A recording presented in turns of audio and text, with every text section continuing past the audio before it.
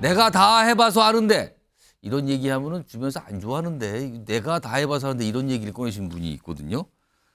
이준석 전 대표가 최근에 신당 관련해서 당색을 공개했잖아요.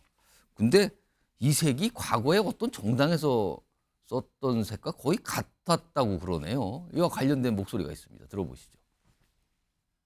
그 국민의당 1이 이제 사실 청록색과 연두색이었고 맞아요. 국민의당 2가 이제 오렌지색이었죠. 저희는 사실 파란 계열은 민주당이 다 썼고요. 국민의힘은 빨간색 계열이다 보니까 예, 예. 좀 피하려고 하다 보니까 오렌지 아니면은 그 초록색 계열인데 예. 그런 그 당의 색깔이라든지 또 9.15 미래 개혁 이런 핵심 개념들도 다 제가 했던 것들 아닙니까? 지금 그것들을 지금 사용하고 계시는데요. 네네. 뭐 저는 저작권 주장할 생각은 없고 잘 해나가시기를 그렇게 바라고 있습니다. 예. 안철수 의원이 잘 해나가시기를 바라고 있습니다. 하면서 생색이하면서 뭐 제가 옛날에 먼저 썼던 건데요. 뭐 저작권 안 낼 테니까 그냥 가져가 쓰세요. 약간 이 분위기거든요. 지금 말하는 게 이 송영훈 의원. 그만큼 이 새로운 당을 만들고 준비하는 게 어렵다는 이런 방증일까요? 이거 어떻게 좀 봐야 됩니까? 어렵죠. 어렵고 사실은 지금 이준석 그 위원장이죠. 지금 위원장입니다. 정강정책위원장은 그 빨간색, 파란색을 피하다 보니까 뭐 주황색을 썼다 이렇게 얘기하는데 예. 사실은 저는 지금 우리나라의 진정한 의미의 제3지대는 없다고 봅니다. 그러니까 이준석 위원장이 만든다고 하는 당도 사실은 본인이 뭐 탈당을 날짜를 박아놓고 할 거다 해놓고 마지막에 뭐 마치 망설이는 듯이 나갔잖아요. 그리고 반대쪽에서 지금 이낙연 전 대표 같은 경우도 사실 민주당에서 정치 24년을 하신 분이에요. 그래서 제가 봤을 때는 우리나라에는 지금 1.5지대, 2.5지대가 있을지언정 예. 진정한 의미의 3지대는 없다. 그래서 이준석 위원장이 지금 만들겠다고 하는 당이 색깔을 빨간색, 파란색을 피해서 주황색을 쓴다고 해서 그게 어떤 진정한 의미의 제3지대로 쉽게 인식될 수 있을 것인가 저는 넘어야 될 산이 굉장히 많다고 봅니다. 네.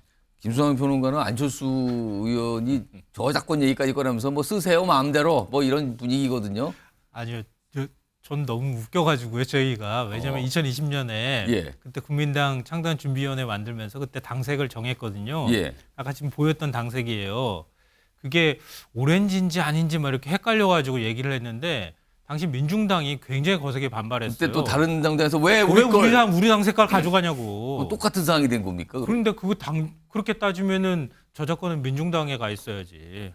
왜 그걸 그럼 우리 원래 거라고 안철수 의원 얘기하면서. 저작권이 없는 겁니까 그러면 원래? 그러니까요. 그렇게 했던 안철수 의원이 지금 뭐 내가 뭐 굳이 저작권은 얘기 안 하겠지만 우리 거 가져가서 써도 돼요. 뭐 이렇게 얘기하는 게 제가 너무 다 웃겨가지고. 써봐서 아는데요. 뭐 약간 이런 분위기예요. 그러니까 정당이 당 색깔 만들 때 그래서 굉장히 어려워요. 그래서 정의당도 사실 그 핑크빛 계열 만드는 거 그것도 사실 기존의 정당 색깔이 정당 당색이 굉장히 중요하잖아요. 예. 근데 기존의 당이 이미 다 썼던 색깔이기 때문에 예, 그걸 예. 어떻게든 피해 가려고 하다 보니까 예. 상징적인 색깔을 만들다 보니까 그런 식으로 가는 거거든요.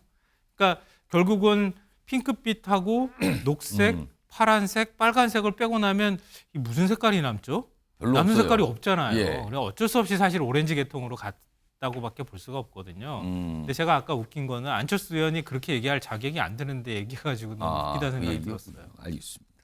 색깔 따지면 사실은 과거에 이미 많이 썼고 또 현재 정당들이 있는 색이니까 그걸 피하려면은 별로 남는 색이 없어요. 그렇다고 너무 무리하게 너무 독특한 색을 쓰게 되면 또 약간 더 거부감이 있을 수도 있고 그래서 당색 고리가 참 어렵다 그러네요 지금. 이런 모습이 아닌가 싶은데 안철수 의원이 저 얘기만 한 게 아닙니다.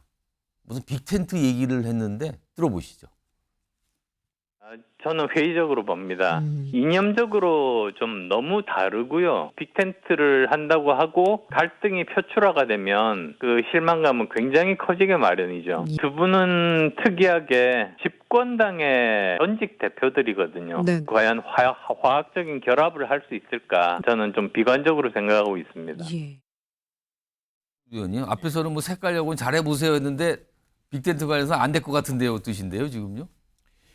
네, 지금 왜냐하면은 우리 당이 정당 혁신을 시작했습니다. 한동훈 비대위호가 예. 완전 새로운 문법으로, 완전 새로운 언어로 정치 혁신을 시작했는데 지금 이게 속도가 점점 빨라질 겁니다. 이제 공천 룰도 정해졌고 또 새롭게 더 국민들에게 다가가겠다는 또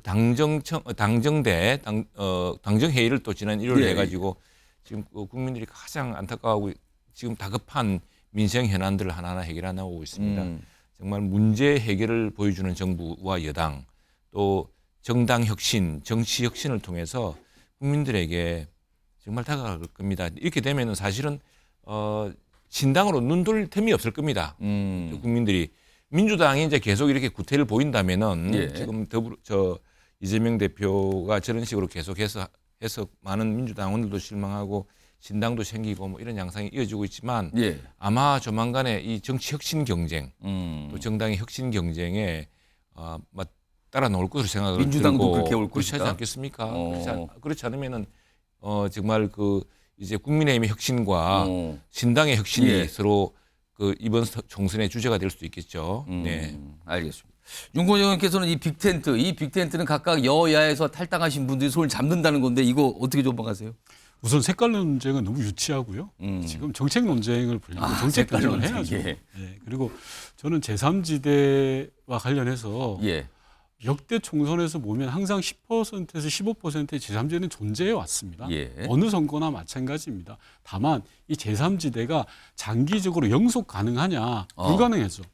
왜냐하면 대한민국은 5년 단임제 대통령제입니다. 예. 총선에서는 한 10에서 15%의 제3지대가 모였다가 2년 있으면 곧 대선이 있으니까 다시 또 거대 양당 구조로 귀속될 수밖에 없는 그런 한계가 있습니다. 그래서 이번에도 아마 이준석 전 대표나 이낙연 전 대표 이런 분들이 그런 틈을 비집고 나오시려고 하는 것 같아요. 예. 다만 그분들의 성공 가능성 여부는 어. 이 자리에 있는 저나 최영두 의원님이나 여야의 거대 정당한테 달려 있는 겁니다. 솔직하게 말하면. 아까 최영두 의원님 뭐 정치 혁신이 시작됐다고 하는데 전혀 그런 것 같지는 않고요. 죄송합니다. 예. 윤석열 대통령이 바뀌어야죠. 본질이 바뀌어야 되는데 뭐 포장지만 바꾼다고 되겠습니까? 호박이 줄 건다고 수박 안 되거든요. 그래서 저희 민주당이나 국민의힘이나 윤석열 대통령이 잘하면 예. 제3지대에 설 길은 없습니다. 어. 하지만 잘 못한다 그러면 제3지대는 분명히 역대 총선에서의 경향들을 봐서 비집고 나옵니다.